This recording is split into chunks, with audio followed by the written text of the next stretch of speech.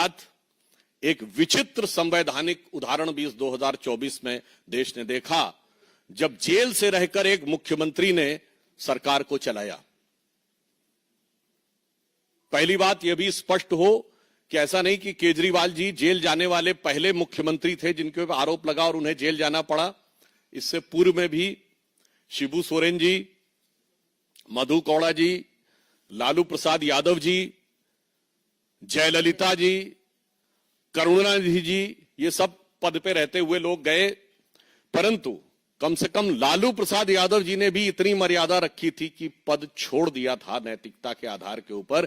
परंतु 2024 में एक ऐसा विस्मयकारी और विचित्र उदाहरण देश को देखने को मिला कि जिन्होंने मुख्यमंत्री के रूप में पद नहीं छोड़ा, और उससे बड़ी बात, जेल में रह के पद नहीं छोड़ा और जेल से बाहर आके पद छोड़ दिया।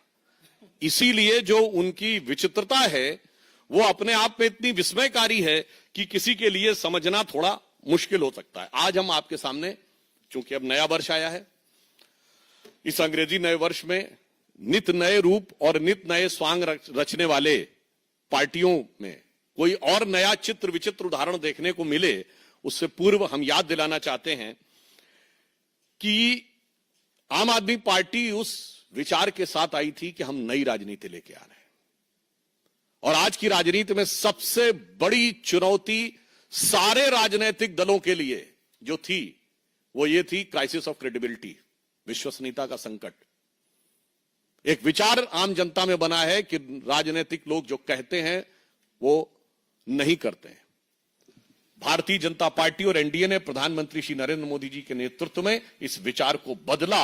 हमने राजनीति में प्रामाणिकता को स्थापित किया, और आम आदमी पार्टी उसकी दूसरी एक्सट्रीम है, जो कहते हैं वो कभी नहीं करते हैं। तो मैं सिर्फ आज 10 पॉइंट बताना चाहता हूं जो आम आदमी पार्टी और केजरीवाल जी ने कहे थे और उसका यथार्थ क्या है। उन्होंने कहा था कि जो लटकते हुए तार हैं, अनसेफ इलेक्ट्रिक वायर्स, उनसे वो मुक्त कर देंगे। आज ये सवाल इसलिए है कि 10 साल उनको सरकार में हो गए, उससे पहले भी 2013 में भी उनकी सरकार रही थी।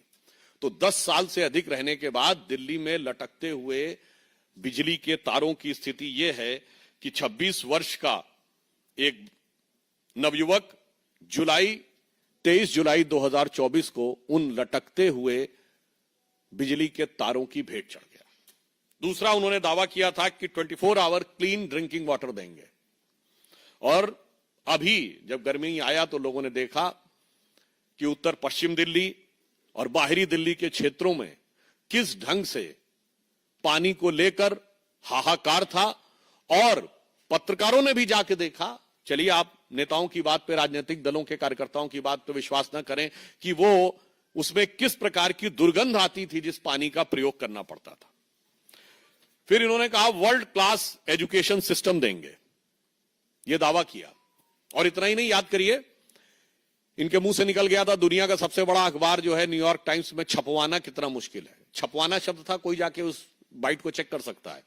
तो पहले तो पढ़े लिखे मुख्यमंत्री को यह नहीं पता था कि दुनिया का सबसे बड़ा अखबार न्यूयॉर्क टाइम्स नहीं है, दुनिया का सबसे बड़ा अखबार है जापान का यामिनो शिमरी, और अमेरिका का भी सबसे बड़ा न्यूयॉर्क टाइम्स नहीं है, अमेरिका का सबसे बड़ा है यूएसए टुडे। खैर, इस अत्यधिक पढ़े लिखे मुख्यमंत्री को ने कहा छपवाना कितना मुश्किल है, और हकीकत क्या थी कि high court has reprimanded that the flawed education system, और इसमें कई चीजों को लेकर कोर्ट ने अप्रसन्नता जाहिर की।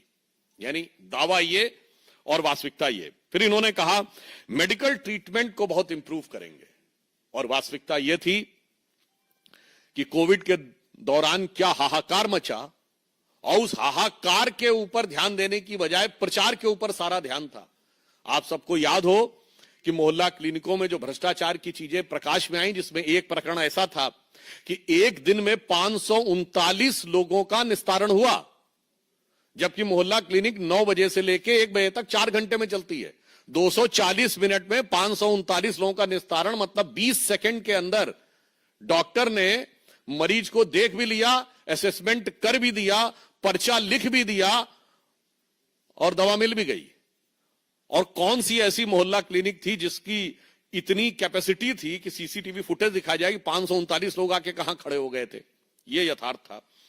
उसके बाद उन्होंने कहा पोल्यूशन फ्री एनवायरनमेंट देंगे। आज स्थिति यह है, इसमें कुछ कहने की जरूरत नहीं है। जिस तरह इस समय जाड़े का मौसम चल रहा है, हाँ हम ये कह सकते हैं कि हम उनको शुभकामना भी देते हैं। केजरीवाल जी का स्वास्थ्य बेहतर हो गया है। मुख्यमंत्री बनने से पहले जिस चीजें नजर आती थी, मगर दिल्ली की आबो हवा की सेहत बहुत खराब होती चली गई है। इसके बाद इन्होंने कहा कि जो कूड़े के ढेर, यानी ये छठा पॉइंट है, कूड़े के ढेर, इनको समाप्त करेंगे। और आज स्थिति यह है कि कूड़े के ढेरों की हाइट बढ़ रही थी। कुतुब मीनार से कुछ मीटर की दूरी के ऊपर, कुछ थोड़ी दूरी के ऊपर जो कूड़े का ढेर है, उसकी हाइट ऐसा समाचारों में आया कि 8 मीटर तक बढ़ गई है। सातवां दावा, दिल्ली महिलाओं के लिए सुरक्षित बनाएंगे। और भारत के इतिहास का इकलौता उदाहरण, जहां किसी भी सरकार के मुख्यमंत्री आवास में उसी पार्टी की महिला सांसद की पिटाई की गई और आरोप लगा मुख्यमंत्री के ओएसडी पर। पूरे भारत में ऐसा उदाहरण नहीं मिलेगा।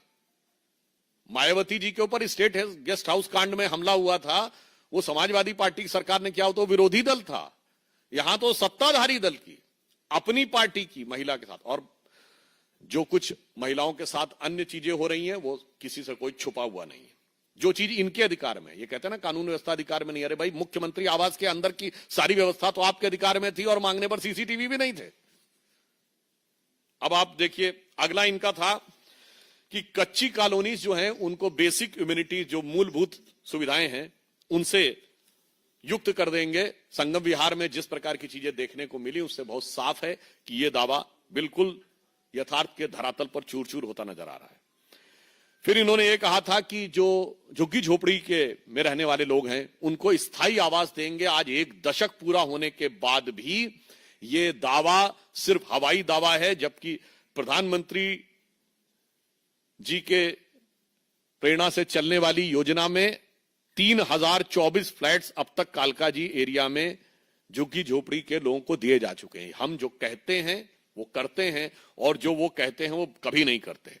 अब यमुना की सफाई, आप सभी को पता है, उनका वीडियो भी अवेलेबल है कि यमुना की सफाई कैसी करेंगे, कि वो नहा के दिखा देंगे। और आज स्थिति है कि वो पास जाने में भी हिचकते हैं। यमुना की झाग वाली फोटोएं आप सब ने देखी। अतः ये 10 पॉइंट हैं जो हम लोगों ने कहे कि केजरीवाल जी के दावे। 1, बिजली के तार। दूसरा, क्लीन ड्रिंकिंग वाटर। तीसरा, वर्ल्ड क्लास एजुकेशन सिस्टम। चौथा, स्वास्थ्य की बेहतर सुविधाएं। 5वां, पर्यावरण प्रदूषण। 6ठा, गंदगी के ढेर। 7वां, महिला सुरक्षा। 8वां, कच्ची कॉलोनियों में बेसिक फैसिलिटीज। और 9वां, झुग्गी झोपड़ी के लोगों को मकान। और 10वां, यमुना की सफाई। ये तो नहीं किया, मगर काम ऐसे अद्भुत किए हैं कि भारत की राजनीति में उदाहरण न मिले। देखिए, नई राजनीति के लिए जो लोग आए थे, इन्होंने एक ऐसा उदाहरण दिया कि इनकी सरकार के मंत्री तो जेल में रहे, मंत्रियों को आपने बहुतों को देखा होगा, इनके पार्टी और सदन में टॉप पद पर बैठा हुआ हर व्यक्ति किसी न किसी भ्रष्टाचार के आरोप में जेल गया।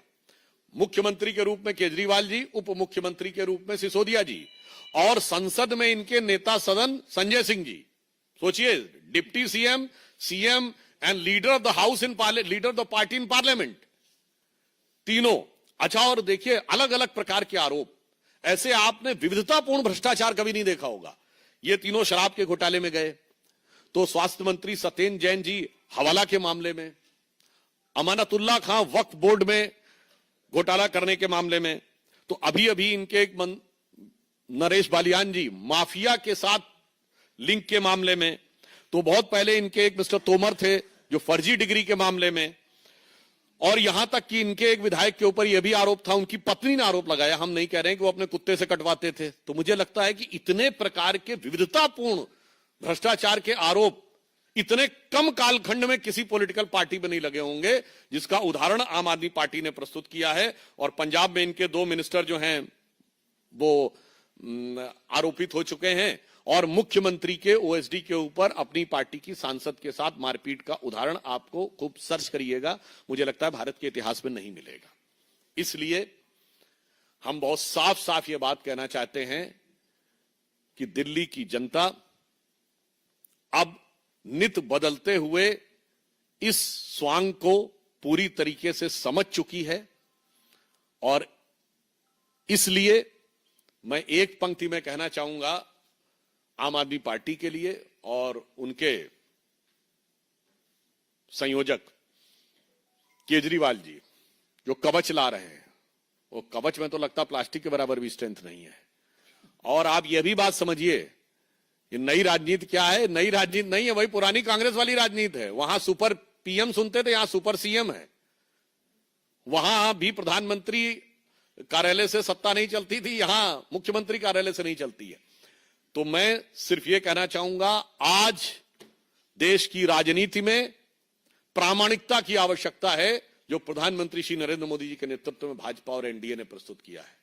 आज भारत की राजनीति में अविश्वसनीयता का प्रमाण केजरीवाल जी के नेतृत्व में आम आदमी पार्टी है। तो उनके लिए एक पंक्ति कहना चाहूंगा कि चंद बातें करना और मुतमई होना नहीं अच्छा, सियासत आखिरी दम तक सभी को आजमाती है, बहुत गलती की गुंजाइश नहीं होती सियासत में, जरा किरदार हल्का हो कहानी डूब जाती है।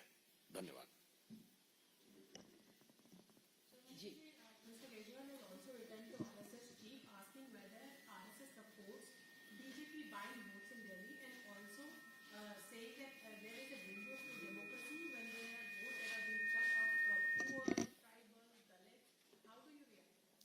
मुझे लगता है मीडिया में बने रहने की छटपटाहट और बौखलाहट में वो ये भी नहीं ध्यान रखते जो सरकारी आदेश के द्वारा मुफ्त में दारू बिकवाते हैं, मतलब एक पौवे के बदले दूसरा पौवा फ्री देने वाले आज कह रहे हैं कि ये बांटा जा रहा वो बांटा जा रहा। मुझे लगता है ये केवल मीडिया का ध्यान आकर्षित करने के अलावा और कुछ नहीं। और मैं उनसे कहना चाहता हूं, संघ को लिखिए नहीं, संघ से सीखिए।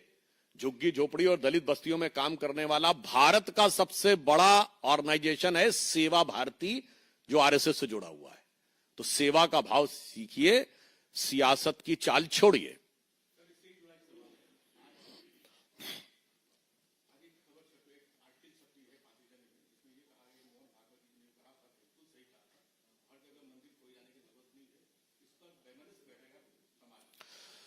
नहीं, इस विषय के बारे में पहली बात, कोर्ट जब इस विषय का संज्ञान ले चुका है तो मुझे लगता हमें उसके निर्णय की प्रतीक्षा करनी चाहिए। और ऑन द लाइटर नोट मैं कहूंगा कि किसी भी चीज के अंदर बहुत डेप्थ में जाएंगे तो पता नहीं किस किस प्रकार की चीजें निकलें, चाहे आप जमीन के नीचे जाएं या शरीर के नीचे जाएं। जो वो पुराने जमाने में था ना, एक पुरानी फिल्म थी ना, अमर अकबर एंथोनी, तो बस डर ये रहता है कि जब फिल्म खत्म होगी तो तीनों का बाप किशन लाल निकल आएगा, तो वो भी एक भय रहता। मगर फिलहाल कोर्ट ने निर्णय दे दिया है, इसलिए हम लोगों को कोर्ट के निर्णय की प्रतीक्षा करनी चाहिए।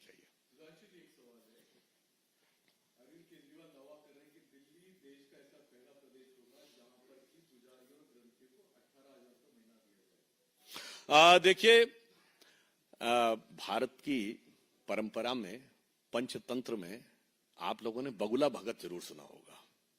एक भक्त होता है, एक बगुला भगत होता है।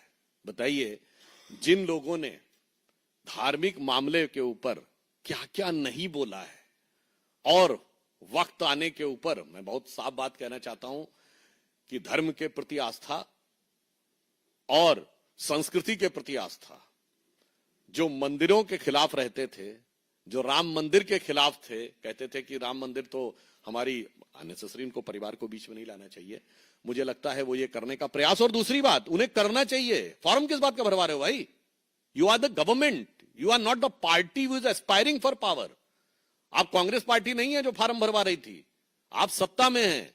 हमारी सरकार ने जो कहा वो करके दिखाया है। मैं बताना चाहता हूं, हमारी मध्य प्रदेश सरकार ने मुख्यमंत्री लाडली बहना योजना 21 मंथ से चालू है। हमारी महाराष्ट्र की सरकार में मुख्यमंत्री माझी लाडली बहन योजना 4 महीने से चल रही है।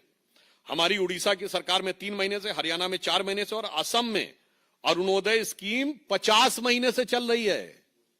करिए ना, हल्ला मत मचाइए। इसीलिए तो मैं कहना चाहता हूं कि वो अंदर से कुछ और बाहर से कुछ और नजर आते हैं। इसीलिए उनकी भक्ति वैसी ही है जैसे कांग्रेस के युवा नेता की भक्ति है।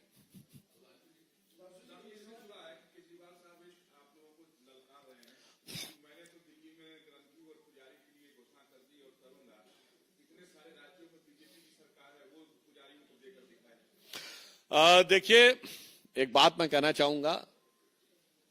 पहली बात तो उन्हें करना चाहिए, दूसरा हम ये कहना चाहेंगे, यहां पर बात सिर्फ पैसे की नहीं, बात तो सम्मान की भी है। अगर सिर्फ पैसे की बात होती तो अंग्रेजों के जमाने में भी हो जाता। बात मान सम्मान स्वाभिमान की है। यदि कोई व्यक्ति, ये वैसे ही हैं जिनके अंदर भक्ति नहीं है और पूजा की पुजारियों को देने की बात करते हैं, जैसे ये वो लोग हैं जो बगैर रोजा रखे रोजा अफ्तार करते हैं।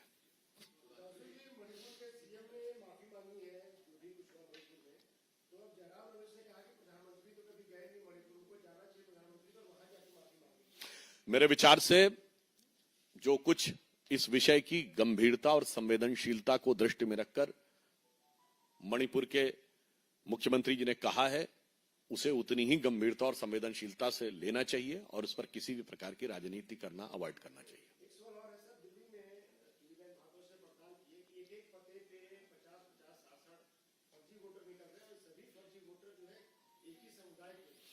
देखिए, बहुत बड़ी चुनौती है। बड़े शहरों में विशेषकर होता है। दिल्ली चूंकि देश की राजधानी है, तो जो घुसपैठिए आकर सेटल हो रहे हैं, यदि इनकी जांच हो तो इससे किसको परेशानी हो रही है ये सहज समझा जा सकता है। आम आदमी पार्टी की सरकार में दो चीजों की गारंटी निश्चित रहेगी। भ्रष्टाचार, क्योंकि सभी मंत्री और विधायक उसमें संलिप्त होंगे समान भाव से, और दूसरा घुसपैठियों की भरमार। भारतीय जनता पार्टी इन दोनों को निर्मूल करके दिल्ली को निर्मल करने के लिए प्रतिबद्ध है।